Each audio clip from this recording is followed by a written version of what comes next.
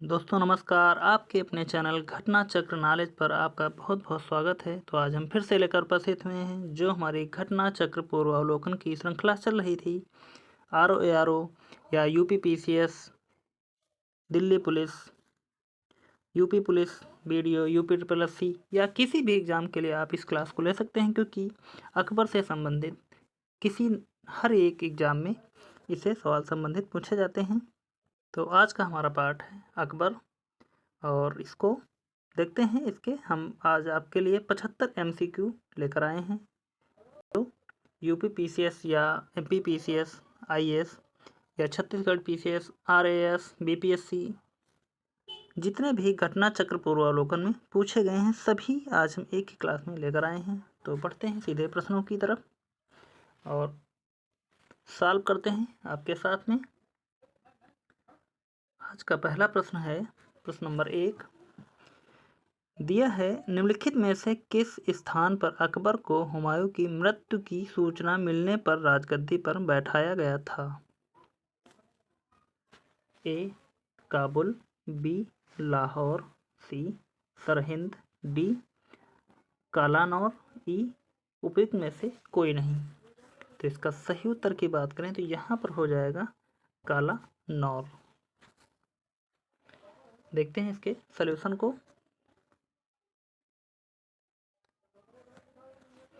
हुमायूं की मृत्यु के अवसर पर अकबर पंजाब में सिकंदर सूर को समाप्त करने में संलिप्त था। उस अवसर पर बैरम खां उसके संरक्षक के रूप में कार्य कर रहा था। हुमायूं की मृत्यु की सूचना मिलने पर पंजाब में गुरदासपुर जिले के निकट कालानौर नामक स्थान पर 14 फरवरी 1556 को अकबर को मुगल बादशाह घोषित कर किया। उस समय अकबर की आयु 14 वर्ष से कम थी। देखते हैं अगले प्रश्न को। और यहाँ पर हुमायूं ने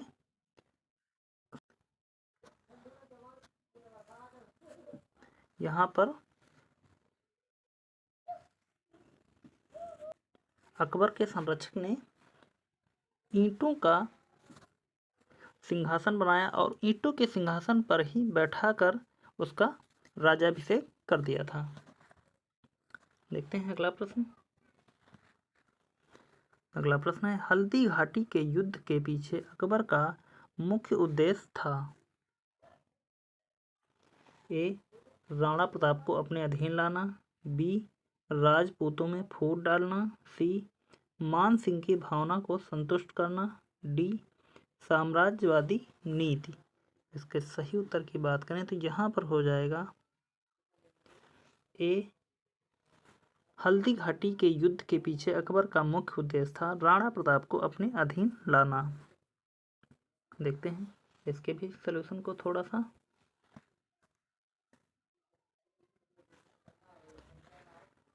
दिया है, हल्दी घाटी युद्ध के पीछे अकबर का मुख्य उद्देश्य था राणा प्रताप को अपने अधीन लाना था। अकबर ने अप्रैल 1576 में मान सिंह के नेतृत्व में 5000 सैनिकों को राणा प्रताप के विरुद्ध भेजा।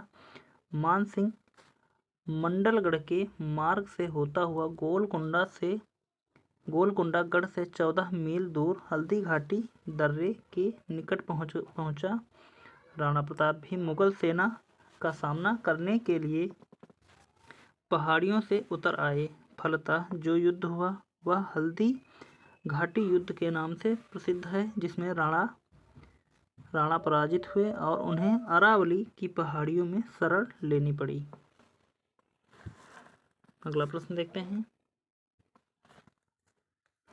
दिया है, हल्दी घाटी का युद्ध किस वर्ष में हुआ था? ए 1576, पहला दिया है 1756, बी 1576, सी 1756, डी 1576। तो यहाँ दो ऑप्शन सेम डेट में लिखे हुए हैं, यह दोनों ऑप्शन बी और डी। तो यहाँ यह क्वेश्चन की मिसप्रिंट है, तो यहाँ बी लगा देंगे क्योंकि बी इसका सही उत्तर हो जाएगा। यहाँ पर 1576 की जगह हम 1577 कर देंगे, यहाँ हम 7 बना देंगे तो यहाँ 1577 हो जाएगा। तो ऑप्शन हमारा चेंज हो जाएगा। और बी इसका 1576। वैसे तो यहाँ पर यह इस जैसा प्रिंट हुआ है उस प्रकार से यह दोनों ऑप्शन हो जाएंगे। देखते हैं अगले प्रश्न को। हल्दी घाटी के युद्ध में महाराणा प्रताप की सेना के सेनापति कौन थे? ए अमर सिंह, बी मान सिंह, सी हकीम खान, डी शक्ति सिंह। तो इसका सही उत्तर देखें तो यहाँ पर हो जाएगा हमारा सी हकीम सिंह। हल्दी घाटी के युद्ध में महाराणा प्रताप की सेना के सेनापति थे हकीम सिंह, हकीम खान। अगला प्रश्न या इसका सलूशन देखते हैं। दिया है हल्दी घाटी का युद्ध 1576 ईस्वी में महाराणा प्रताप और मुगल सेनापति मान सिंह एवं आसफ खां के मध्य लड़ा गया। राजपूत योद्धाओं के अलावा राणा की सेना के अग्रभाग का नेतृत्व अफगानों की एक टुकड़ी के साथ हकीम खान सूर कर रहा था। राणा की सेना में भीलों की भी एक छोटी सी टुकड़ी शामिल थी। यह राणा की मुगलों के साथ आमने सामने की आखिरी मुठभेड़ थी। आगे उसने छापामार युद्ध का सहारा लिया। देखते हैं अगले प्रश्न को। हल्दी घाटी के युद्ध में महाराणा प्रताप के अलावा राजपूत सेना का सेनापति कौन था?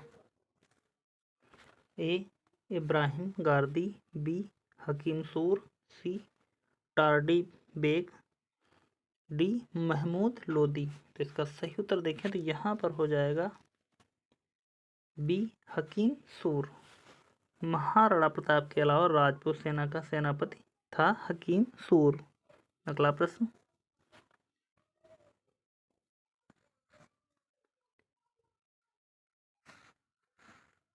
प्रश्न नंबर 6 दिया है हल्दी घाटी के युद्ध में महाराणा प्रताप की राजपूत सेना का सेनापति कौन था? तो यहाँ पर जैसा कि प्रश्न रिपीट हो रहा तो यहाँ पर हमारा बी इसका सही उत्तर हो हकीम खान सूर। बढ़ते हैं अगले प्रश्न की तरफ। अगला प्रश्न अकबर ने सर्वप्रथम वैवाहिक संबंध राजपूतों के जिस घर या ग्रह से स्थापित किए थे वह था? ए बुंदेलों से, बी कछवाहों से, सी राठौरों से, डी सिसौदियों से। तो इसका सही उत्तर देखें तो यहाँ पर हो जाएगा बी कछवाहों से। अकबर ने सर्वप्रथम वैवाहिक संबंध राजपूतों के जिस घर से स्थापित किया वह था कछवाहों से। अगला प्रश्न या इसका अगला प्रश्न दिया है यहाँ पर प्रश्न नंबर 9। निम्नलिखित में से किस परिवार ने सर्वप्रथम अकबर के साथ वैवाहिक संबंध स्थापित किया था? तो यहाँ पर जैसा कि प्रश्न रिपीट हो रहा तो हम लगाएंगे सीधे उत्तर को और बढ़ जाएंगे अगले प्रश्न की तरफ। इसका उत्तर है सी कछवाहा। अगला प्रश्न किस चिश्ती संत के दरगाह पर अकबर दर्शन हेतु अधिक जाता था? ए मोइनुद्दीन चिश्ती, बी शेख नसीमुद्दीन चिराग देहलवी, सी कुतुबुद्दीन बख्तियार काकी, डी शेख फरीद गंज ए सकर। तो इसका सही उत्तर देखें तो यहाँ पर हो जाएगा ए मोइनुद्दीन चिश्ती की दरगाह पर अकबर दर्शन हेतु अधिक जाता था। अगला प्रश्न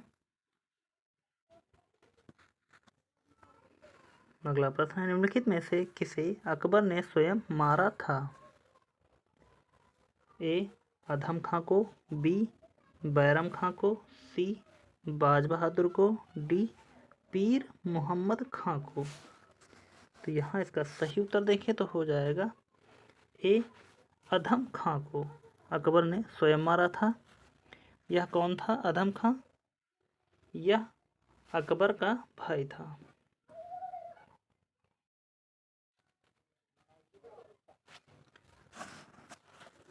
अगला प्रश्न देखते हैं।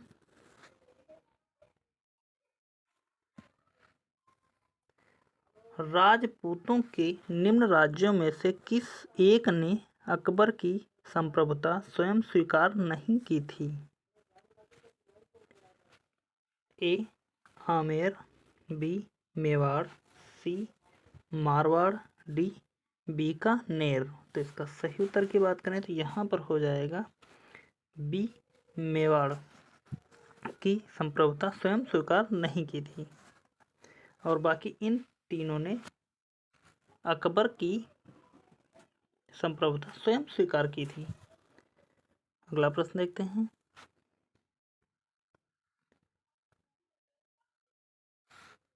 प्रश्न नंबर 13 दिया है, किस राजपूत शासक ने मुगलों के विरुद्ध निरंतर स्वतंत्रता का संघर्ष जारी रखा और समर्पण नहीं किया? ए बीकानेर के राजा जयसिंह, बी मारवाड़ के राव चंद्रसेन, सी आमेर के राजा भारमल, डी मेवाड़ के महाराजा अमर सिंह।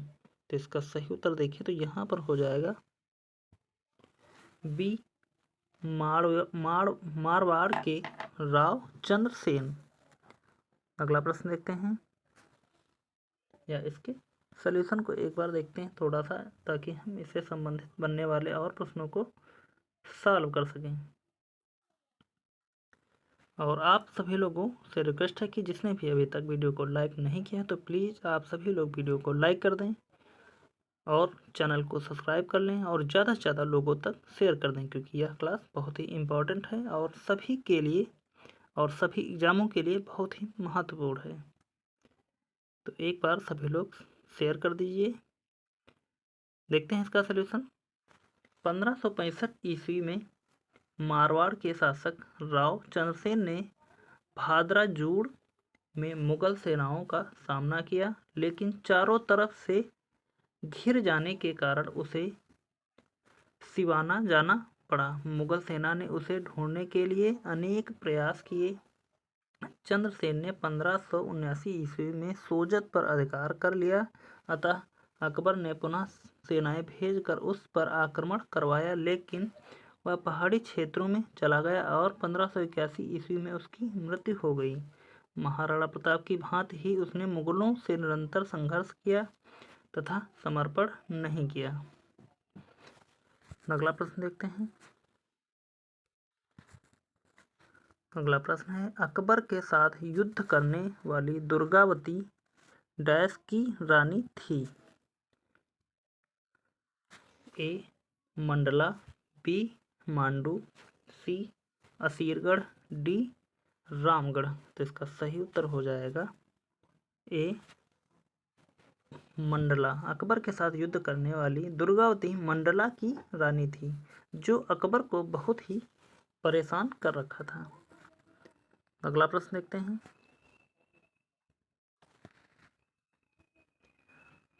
अबुल फजल की मृत्यु इनमें से किसके कारण हुई? ए शहजादा सलीम, बी अब्दुल रहीम खान ई खाना, सी शहजादा मुराद, डी शहजादा दानियाल। तो इसका सही उत्तर की बात करते हैं तो यहाँ पर हो जाएगा ए शहजादा सलीम। और यह शहजादा सलीम कौन था? यह था जहांगीर,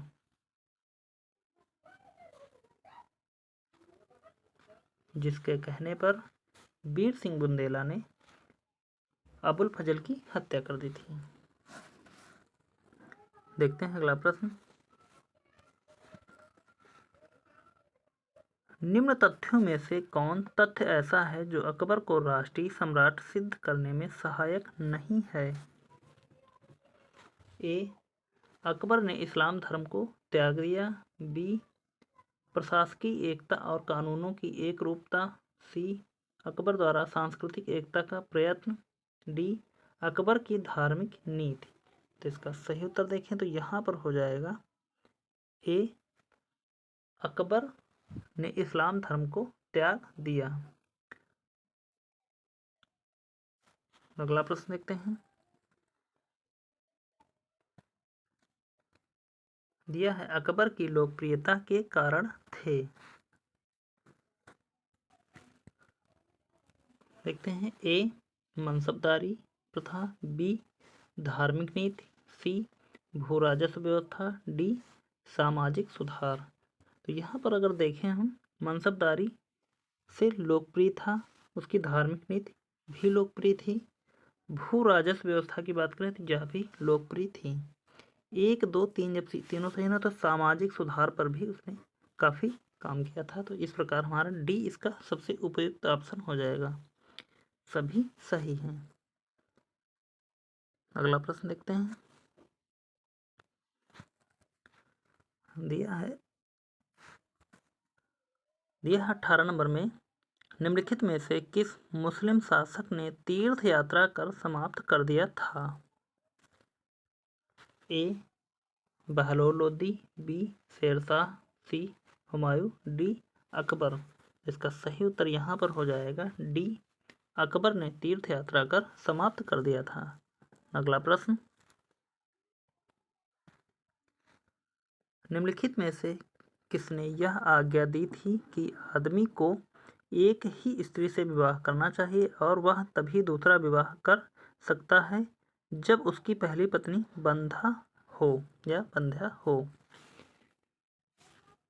ए अलाउद्दीन खिलजी, बी शेरशाह सूरी, सी अकबर, डी उपयुक्त में से कोई नहीं। तो यहाँ सही उत्तर की बात करें तो हो जाएगा हमारा सी अकबर। अगला प्रश्न,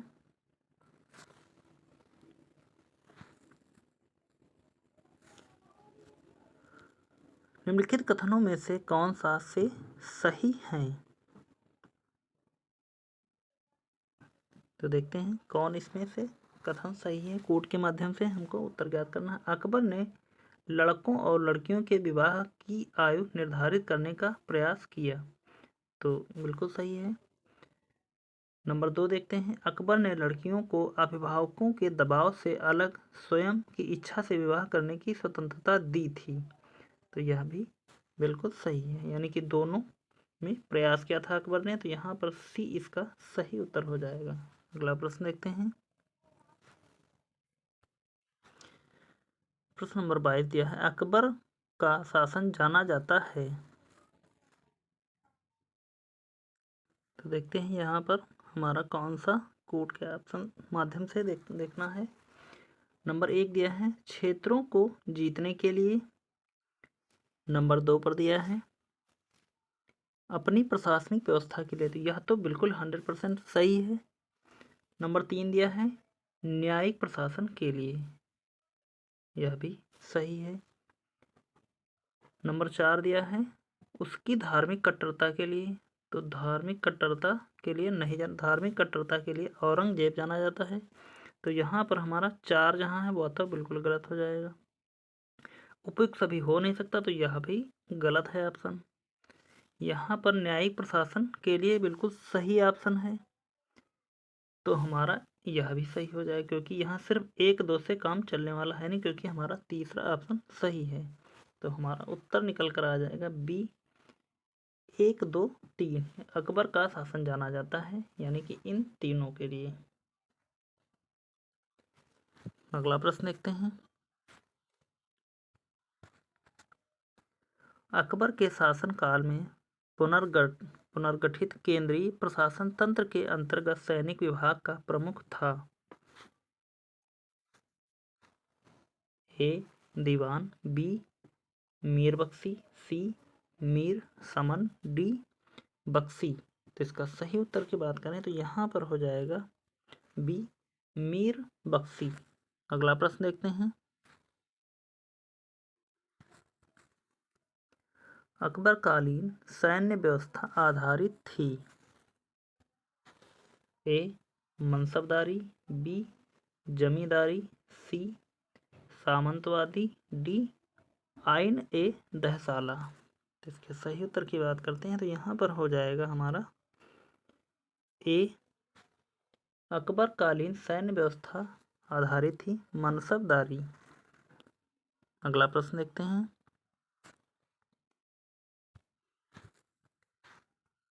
मध्यकालीन भारत में मनसबदारी व्यवस्था क्यों लागू की गई थी? ए. राजस्व एकत्रित करने हेतु। बी. सैनिकों की सुगमता से भर्ती हेतु। बी. धार्मिक सद्भाव की स्थापना हेतु। डी. स्वच्छ प्रशासन सुनिश्चित करने के लिए। ई.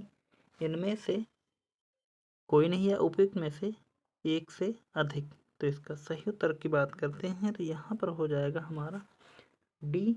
स्वच्छ प्रशासन सुनिश्चित करने के लिए मध्यकालीन भारत में मनसबदारी व्यवस्था को अकबर ने लागू किया था।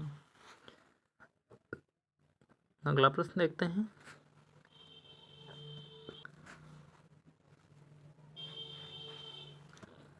अगला प्रश्न है, अकबर द्वारा दीवान का पूर्ण रूप दर्जा दिया जाने वाला प्रथम व्यक्ति था।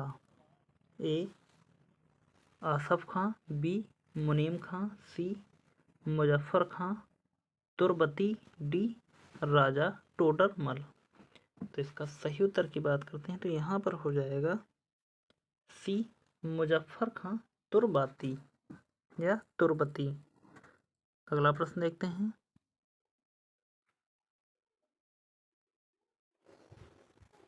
अगला प्रश्न है प्रश्न नंबर 28।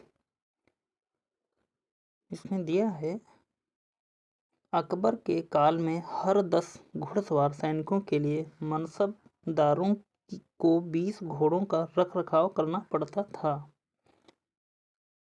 तो ए हमारा बिल्कुल सही है। देखते हैं कारण को। घोड़ों को यात्रा में आराम देना होता था और युद्ध के समय उनको बदलना आवश्यक होता था।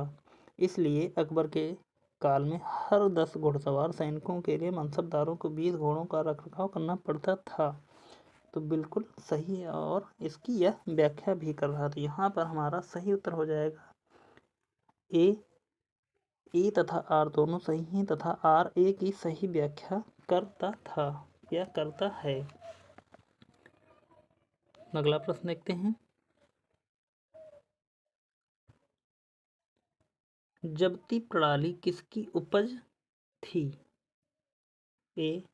गयासुद्दीन तुगलक। बी. सिकंदर लोदी। सी. शेरशाह सूरी। डी. अकबर। तो इसका सही उत्तर देखें तो यहाँ पर हो जाएगा हमारा जब्ती प्रणाली थी उपज थी डी. अकबर की। अगला प्रश्न,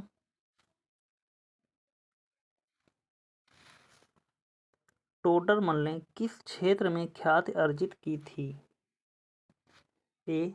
सैन्य अभियान में। बी. भू राजस्व में। सी. हास परिहास में। डी. चित्रकला में। तो इसका सही उत्तर यहाँ पर हो जाएगा हमारा बी. भू राजस्व में टोडरमल ने ख्याति प्राप्त की थी। अगला प्रश्न देखते हैं। इनमें से किस कर व्यवस्था को बंदोबस्त व्यवस्था के नाम से भी जाना जाता है? ए. जब्ती। बी. दहसाला। सी. नसक। डी. कानकुट। तो इसका सही उत्तर देखें तो यहाँ पर हो जाएगा हमारा बी. दहसाला को। अगला प्रश्न देखते हैं।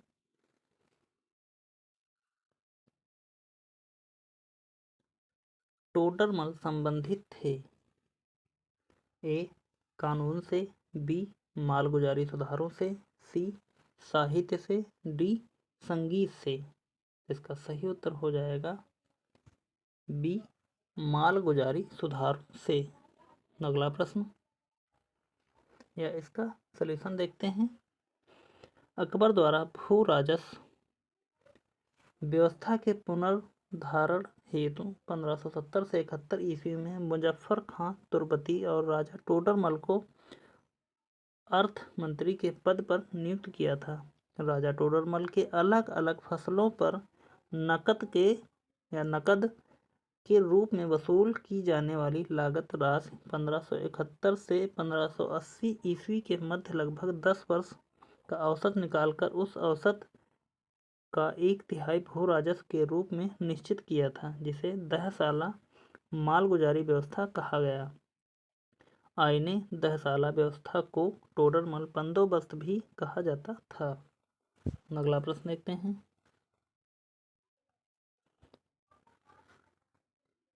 दिया है मुगल सम्राट अकबर से संबंधित निम्नलिखित कथनों पर विचार कीजिए तथा सही उत्तर को चुनिए।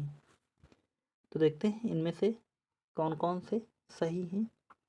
कथन 1 में दिया है तानसेन रामबली पांडे को मुगल सम्राट अकबर द्वारा प्रदान की गई पदवी थी। कथन 2 है अकबर का विवाह राजा मान सिंह की बहन के साथ हुआ था। कथन 3 है अबुल फजल आइन ए अकबरी के लेखक थे। तो यहाँ पर अगर देखें तो ये कथन 2 तो हमारा सही लग रहा है। अगला देखते हैं।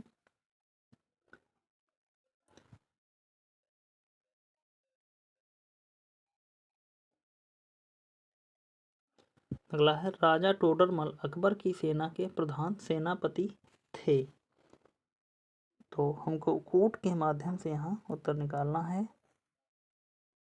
तो कूट के माध्यम से यदि देखें तो हमारा यहाँ पर सही उत्तर हो जाएगा इनमें से सिर्फ कथन 2। और कथन 2 कहाँ पर दिया गया है?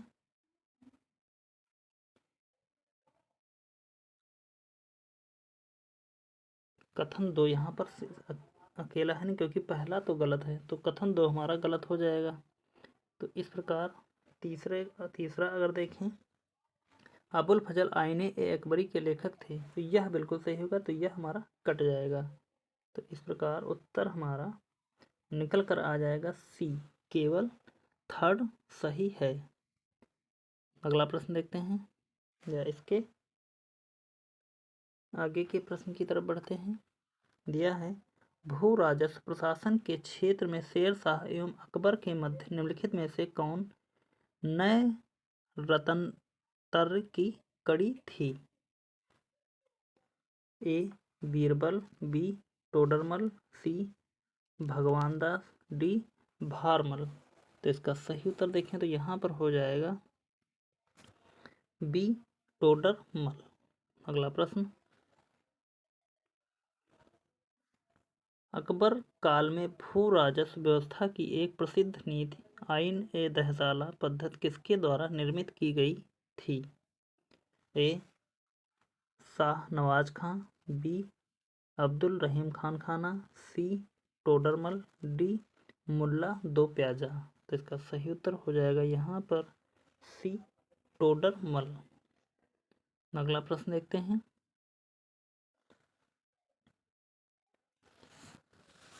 अगला प्रश्न है प्रश्न नंबर 36।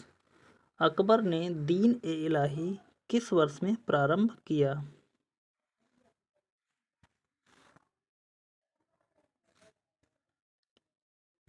ए 1570 ईस्वी, बी 1578 ईस्वी, सी 1581 ईस्वी, डी 1582 ईस्वी। तो इसका सही उत्तर की बात करते हैं तो यहाँ पर हो जाएगा डी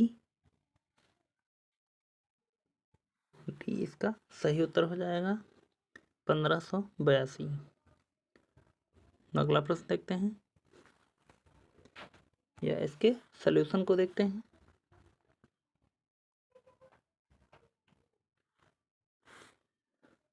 दिया है अकबर ने 1582 ईस्वी में तौहीद ए इलाही या दीन ए इलाही की स्थापना की। इसके अंतर्गत अकबर ने सभी धर्मों के मूल सिद्धांतों को सम्मिलित कर इसे सर्वमान्य बनाने का प्रयास किया। दीन ए इलाही वास्तव में सूफी सर्वेश्वरवाद पर आधारित एक विचार पद्धति थी। इस नवीन संप्रदाय का प्रधान पुरोहित अबुल फजल था। हिंदुओं में केवल बीरबल ने इसे स्वीकार किया था। राजा भगवान दास और राजा मानसिंह ने इसका सदस्य बनने से इनकार कर दिया था। देखते हैं अगले प्रश्न को। दीन ए इलाही का प्रचार प्रसार किस शासक ने किया था?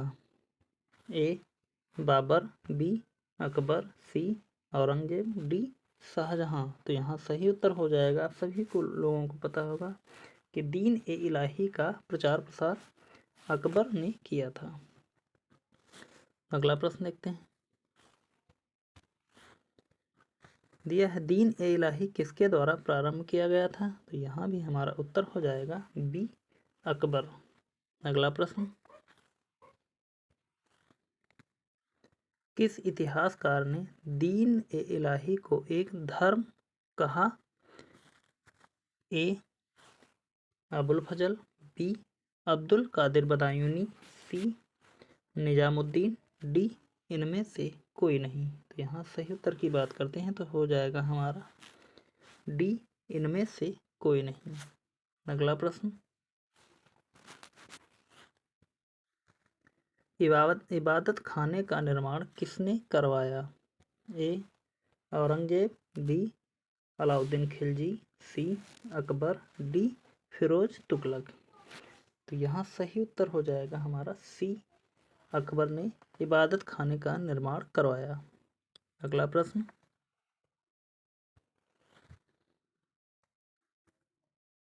फतेहपुर सीकरी का दरवाजा इबादत खाना क्या था?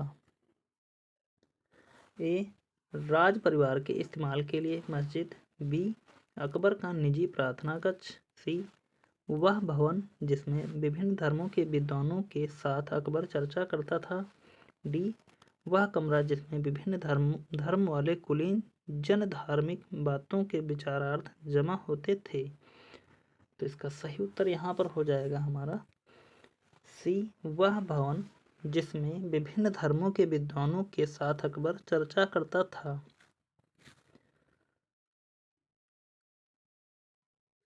अगला प्रश्न देखते हैं,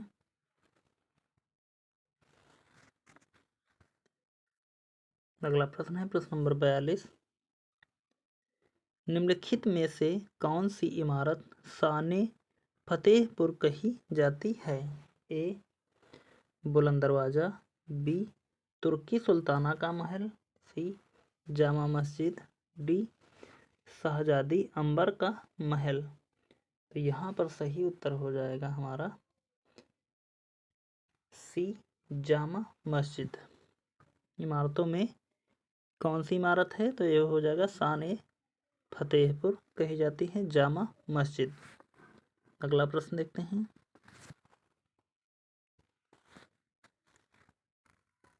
कौन सा स्मारक फतेहपुर सीकरी में नहीं है? ए स्वर्ण महल, बी पंचमहल, सी जोधाबाई का महल, डी अकबरी महल।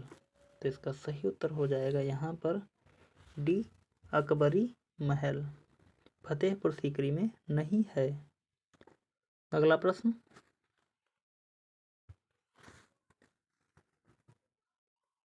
अगला प्रश्न दिया है दिल्ली में कौन सा ऐतिहासिक स्मारक भारतीय तथा फारसी वास्तुकला शैली का उदाहरण है?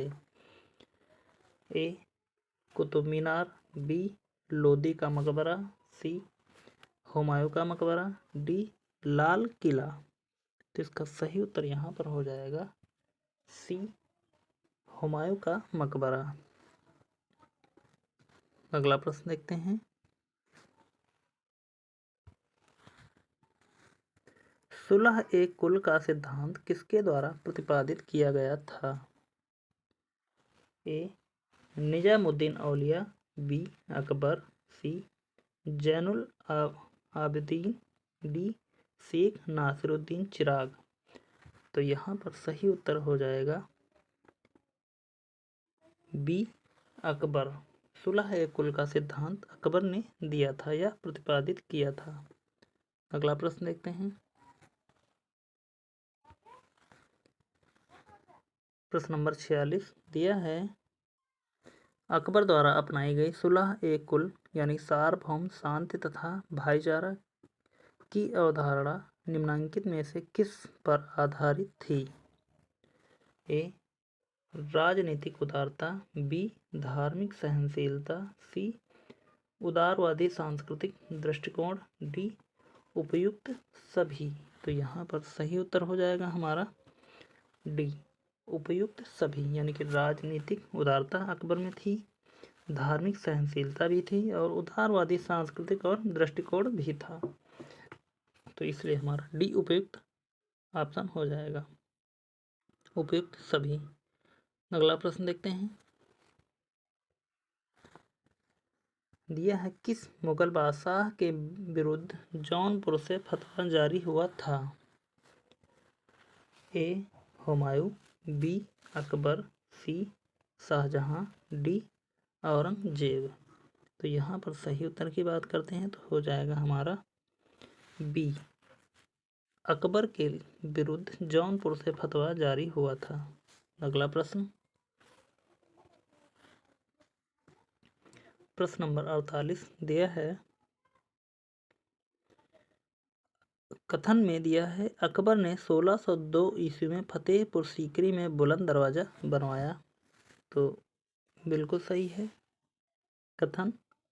कारण देखते हैं, यह निर्माण अकबर ने अपने पुत्र जहांगीर के जन्म की खुशी में बनवाया।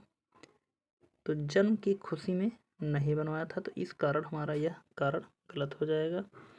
तो ऑप्शन के अनुसार देखें तो यहाँ पर ऑप्शन मिल जाएगा हमको फिर सी, ए सही है परंतु आर गलत है। अगला प्रश्न देखते हैं,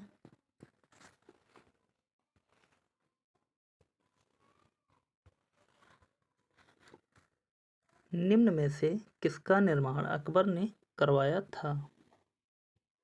ए बुलंद दरवाजा, बी जामा मस्जिद, सी कुतुब मीनार, डी ताजमहल। तो यहाँ पर सही उत्तर हो जाएगा ए बुलंद दरवाजा। बुलंद दरवाजा का अकबर, कुतुब मीनार का नींव किसने डाली थी? तो हो जाएगा कुतुबुद्दीन ऐबक। कुतुबुद्दीन ऐबक। और ताजमहल का निर्माण किसने करवाया था? तो हो जाएगा शाहजहां।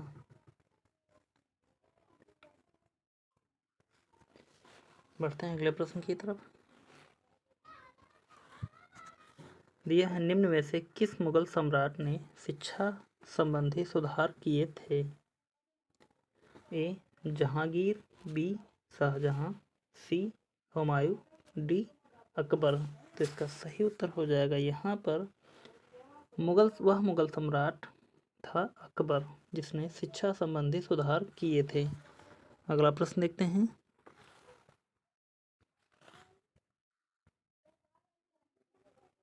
अकबर द्वारा बनवाई गई श्रेष्ठतम इमारतें पाई जाती हैं। ए आगरा के किले में, बी लाहौर के किले में, सी इलाहाबाद के किले में, डी फतेहपुर सीकरी में। तो इसका उत्तर सही हो जाएगा यहाँ पर डी फतेहपुर सीकरी। अकबर द्वारा बनवाई गई श्रेष्ठतम इमारत थी फतेहपुर सीकरी। अगला प्रश्न देखते हैं, अकबर द्वारा बनाई गई कौन सी इमारत का नक्शा बौद्ध विहार की तरह है? ए पंचमहल, बी दीवान ए खास, सी जोधाबाई का महल, डी बुलंद दरवाजा। तो यहाँ पर सही उत्तर हो जाएगा ए पंचमहल। अकबर द्वारा बनाई गई इमारत का नक्शा बौद्ध विहार की तरह है, वह है पंचमहल। अगला प्रश्न, फतेहपुर सीकरी में बादशाह अकबर ने निर्मित कराया था। ए मोती महल, बी पंचमहल, सी रंगमहल, डी हीरा महल। तो यहाँ पर सही उत्तर हो जाएगा हमारा बी पंचमहल। अगला प्रश्न, जहांगीर महल स्थित है? ए दिल्ली में, बी औरंगाबाद में, सी आगरा में, डी लाहौर में। तो इसका सही उत्तर की बात करें तो हो जाएगा हमारा सी आगरा में जहांगीर महल स्थित है। अगले प्रश्न की तरफ बढ़ते हैं। प्रश्न नंबर 55, अकबर का मकबरा कहाँ पर स्थित है? ए सिकंदरा, बी आगरा, सी औरंगाबाद, डी फतेहपुर सीकरी। तो इसका सही उत्तर हो जाएगा ए सिकंदरा। अकबर का मकबरा सिकंदराबाद में स्थित है। अगला प्रश्न, अकबर का मकबरा कहाँ पर स्थित है? तो जैसा कि प्रश्न रिपीट हो रहा तो हो जाएगा हमारा सिकंदरा। देखते हैं अगला प्रश्न, प्रश्न नंबर 56, निम्न में से किस किले का निर्माण अकबर के राज्यकाल में नहीं कराया गया था? ए दिल्ली का लाल किला, बी आगरा का किला, सी इलाहाबाद का किला, डी लाहौर का किला। तो यहाँ पर सही उत्तर हो जाएगा ए दिल्ली का लाल किला। अकबर के राज्यकाल में इसका निर्माण नहीं करवाया गया था। अगला प्रश्न देखते हैं, सूची 1 को सूची सेकंड से सुमेलित कीजिए तथा सूचियों के नीचे दिए गए कोड का प्रयोग कर सही उत्तर चुनिए। तो यहाँ जैसा कि आपने अभी देखा कि अकबर का तो हम लगाएंगे सिकंदरा, यानी कि बी का 4, और बी में 4 अगर देखें तो हमारा सिर्फ एक ही ऑप्शन में मिलेगा, वो भी सी वाले ऑप्शन में।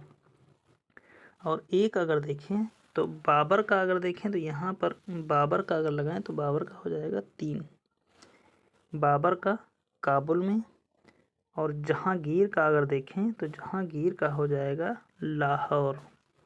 शाहजहां का मकबरा आगरा में शाहजहां को दफनाया गया था।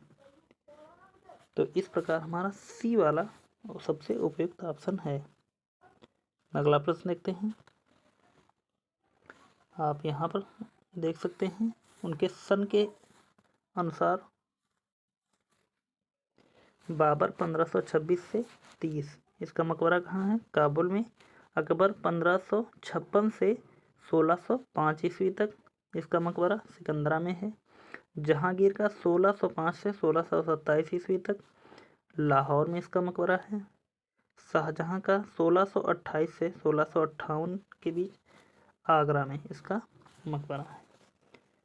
देखते हैं अगले प्रश्न को,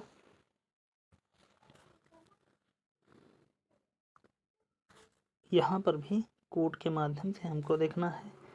तो जैसा कि अभी हमने देखा था तो अकबर का हम सिकंदरा लगाएंगे,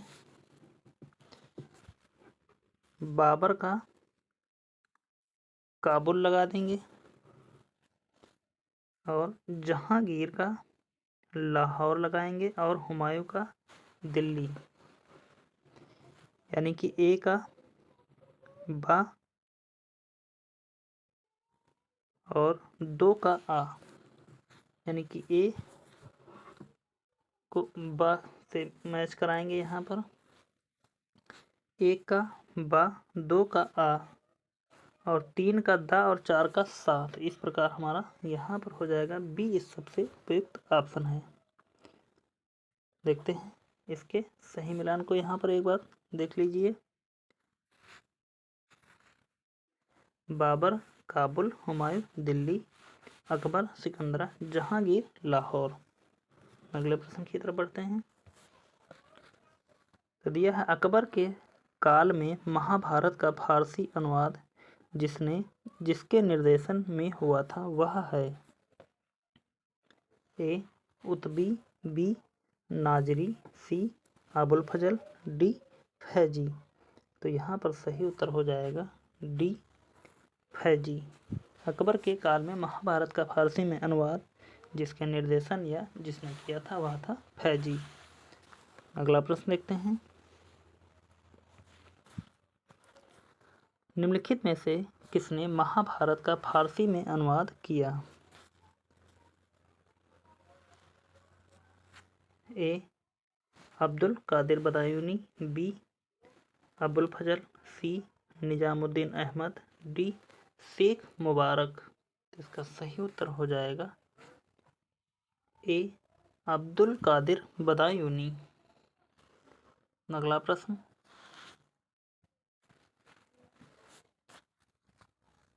महाभारत के फारसी अनुवाद का शीर्षक है? ए अनवर ए सुहेली, बी रज्मनामा। तो यहाँ पर सिर्फ 2 ही ऑप्शन है और इसमें इसका सही उत्तर देखें तो यहाँ पर हो जाएगा महाभारत का फारसी में अनुवाद रज्मनामा कहलाता है।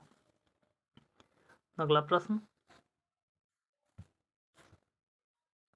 16वीं शताब्दी में संपन्न महाभारत का फारसी अनुवाद कहलाता है। तो यहाँ पर भी प्रश्न रिपीट हो गया है। तो 16 महाभारत का फारसी में अनुवाद हो जाएगा पी, रज्मनामा। अगला प्रश्न,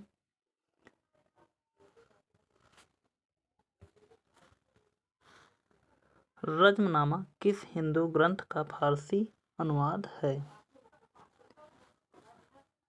तो जैसा कि पिछले क्वेश्चन में आपने देखा कि प्रश्न यहाँ पर भी हम आसानी से लगा सकते हैं, तो हो जाएगा सी, महाभारत। तो सी हमारा उपयुक्त ऑप्शन है। बढ़ते हैं अगले प्रश्न की तरफ। अकबर की इच्छा अनुसार किसने रामायण का फारसी में अनुवाद किया था? ए, अबुल फजल, बी, अब्दुल कादिर बदायूनी, सी, फैजी, डी, अब्दुल रहीम खान खाना। तो यहाँ पर इसका सही उत्तर देखें तो हो जाएगा बी, अब्दुल कादिर बदायूनी ने अकबर की इच्छा अनुसार रामायण का फारसी में अनुवाद किया था। अगला प्रश्न,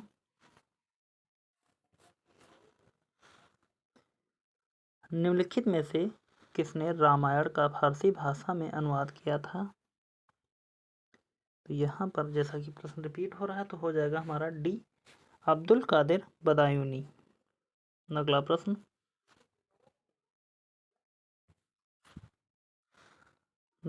है सम्राट अकबर द्वारा निम्न में से किसको जरी कलम की उपाधि प्रदान की गई?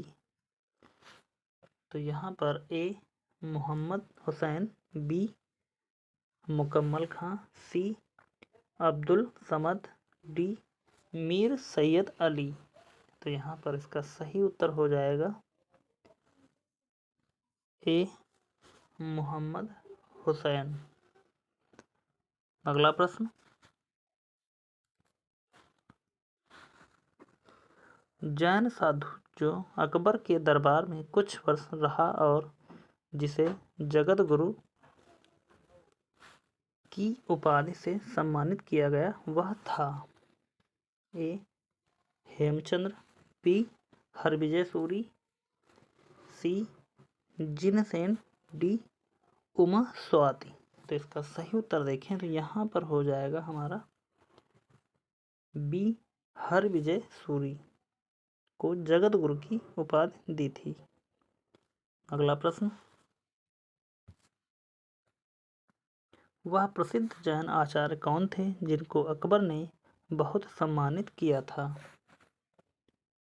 ए, चंद्रप्रभु सूरी, बी, हरविजय सूरी, सी, पुष्पदंत, डी, यशोभद्र। तो यहाँ पर सही उत्तर देखें तो हो जाएगा हमारा बी, हरविजय सूरी।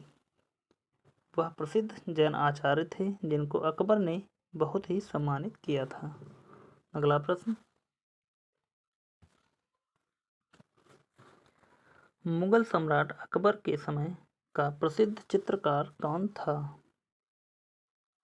ए, अबुल हसन, बी, दसवंत, सी, किशनदास, डी, उस्ताद मंसूर। तो यहाँ पर सही उत्तर देखें तो हो जाएगा हमारा बी, मुगल सम्राट अकबर के समय दसवंत बहुत ही प्रसिद्ध चित्रकार था। अगला प्रश्न, भारत में किसके शासनकाल में इंग्लिश ईस्ट इंडिया कंपनी का गठन हुआ? ए, औरंगजेब, बी, अकबर, सी, जहांगीर, डी, हुमायूं, ई, उपयुक्त में से कोई नहीं है, उपयुक्त में से एक से अधिक। तो सही उत्तर की बात करें तो हो जाएगा बी, अकबर। भारत में किसके शासनकाल में इंग्लिश ईस्ट इंडिया कंपनी का गठन हुआ था? तो अकबर। यदि पूछा जाए कि भारत में सबसे पहले अंग्रेज किसके शासनकाल में आए, तो हो जाएगा हमारा जहांगीर। अगला प्रश्न देखते हैं।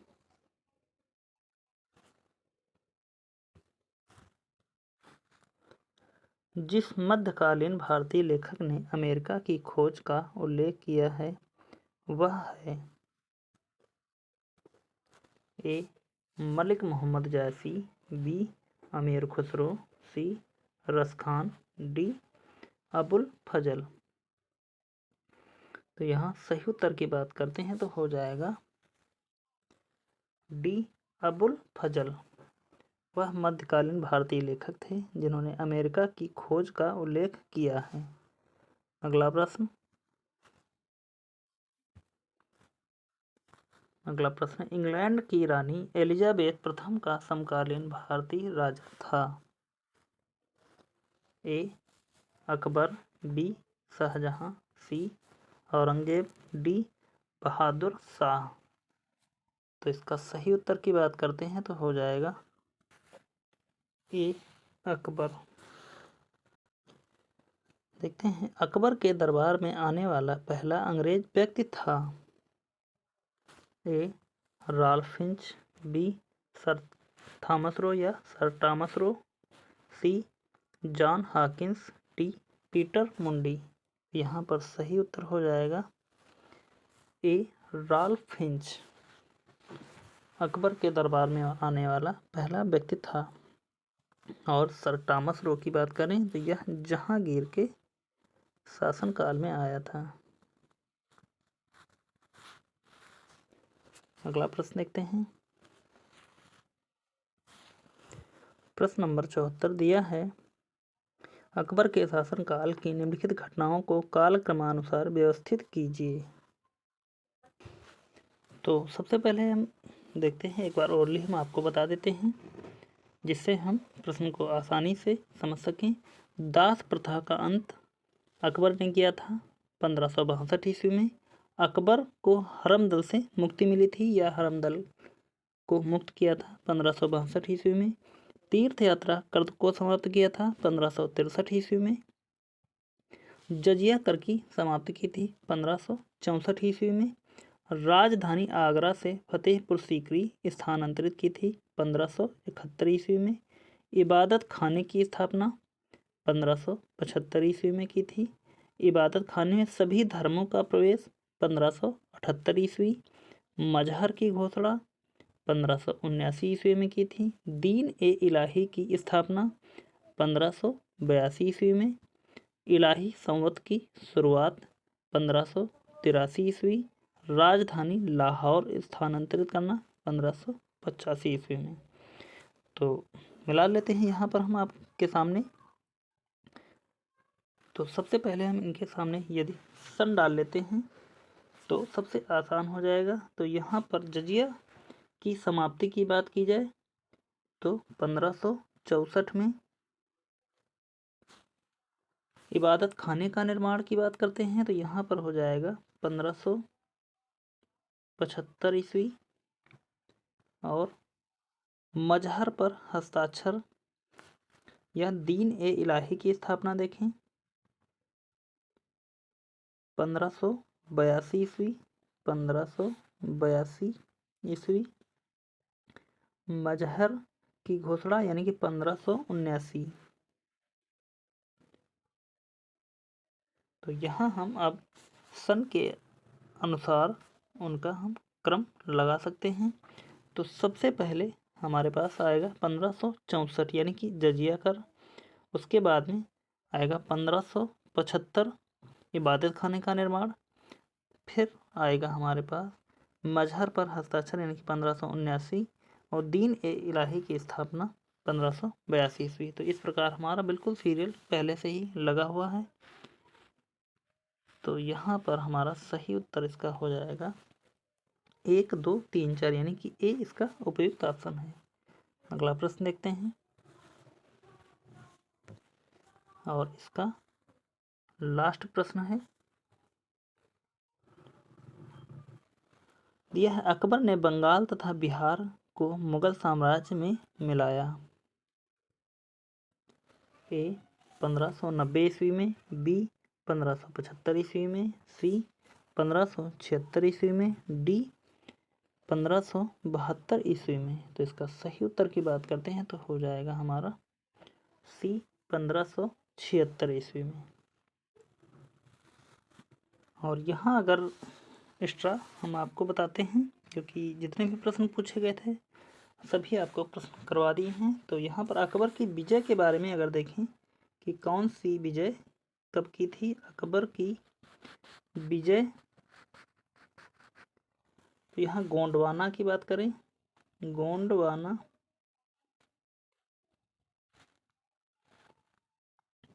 चित्तौड़ विजय,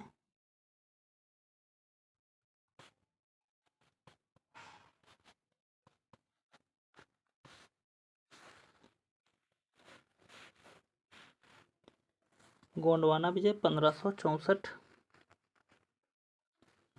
चित्तौड़ विजय की थी 1568 ईस्वी में, कालिंजर विजय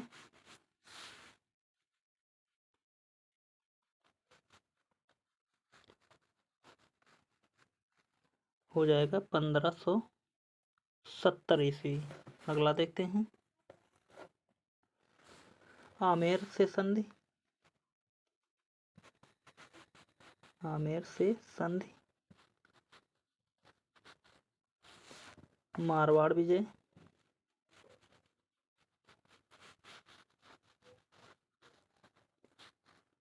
अगला हल्दी घाटी का युद्ध, हल्दी घाटी, और असीरगढ़ का युद्ध।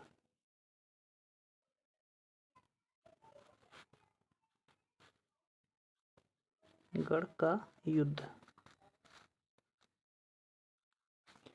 असीरगढ़ के युद्ध को कहा जाता है कि अकबर ने इसे सोने की चाबी के द्वारा खुलवाया था, सोने की चाबी। तो यहाँ पर इनके सन डाल देते हैं हम। आमेर की संधि 1562, मारवाड़ विजय 1570 ईस्वी, हल्दी घाटी का युद्ध 1575 और असीरगढ़ का किला 1601। क्योंकि यह प्रश्न बार बार परीक्षा में पूछे जाते हैं। तो बढ़ते हैं, देखते हैं और थोड़ी सी इम्पोर्टेंट हम जानकारी आपको दे देते हैं कि अकबर के नवरत्न कौन कौन से। तो नंबर 1 बीरबल, नंबर 2 अबुल फजल,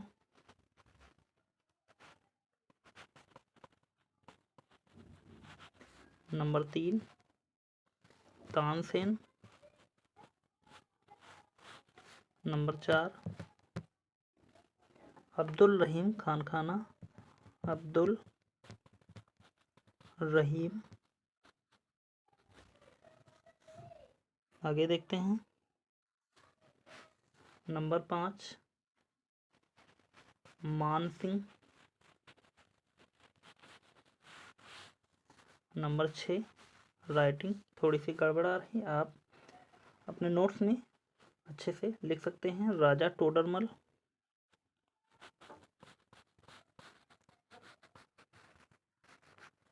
नंबर 7 फैजी, नंबर 8 फकीर,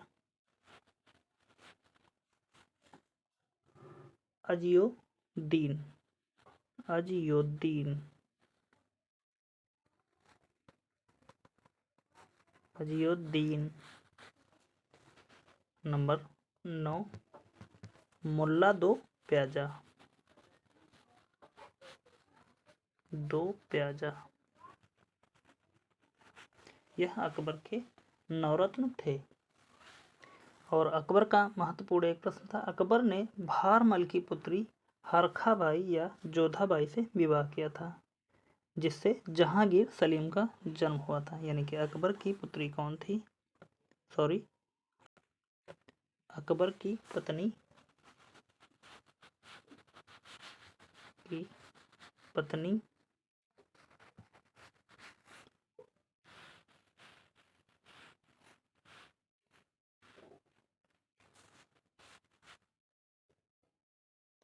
जोधाबाई या हरखाबाई के नाम से जाना जाता है। इससे ही जहांगीर का जन्म हुआ था।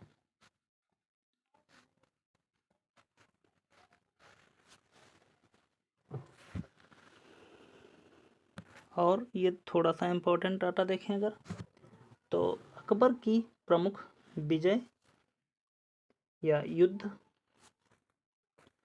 तो यदि जितना डाटा आपको बताया है वह बहुत ही इम्पोर्टेंट है। तो मिलते हैं फिर किसी अगले क्लास में। तो उम्मीद करता हूँ कि आप सभी लोगों को यह डाटा अच्छा लगा होगा और घटना चक्र पूर्वावलोकन द्वारा जितने भी प्रश्न यहाँ बुक में दिए गए हैं आपके सामने सभी का हमने सलूशन करा दिया है।